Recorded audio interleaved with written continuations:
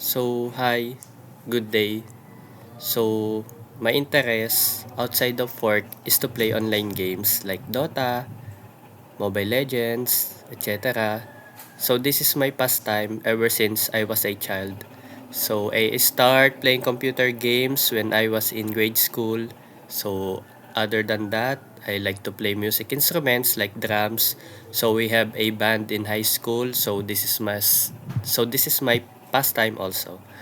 Other than my hobbies, I will always go to my grandparents' house to visit them as much as I could if I have time.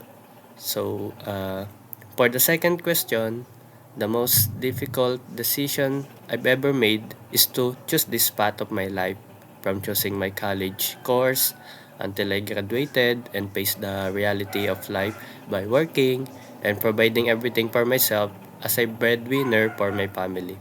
There's so many realizations in life, lessons that I will cherish forever, so that if problems arise, there's a possibility that I will solve this in a short matter of time.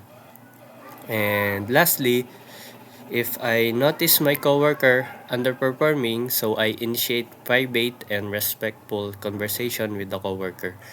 Focus on specific behaviors or tasks, um, rather than making generalizations, and listen actively to their perspective and concerns. You can also offer support by identifying any challenges the coworker may be facing and offer support. Discuss potential solution or resources that could help them improve. By involving a supervisor or manager, you can share your observation and documentation to provide a comprehensive overview. So maybe in this case, they explore opportunities for additional training or professional development. Thank you.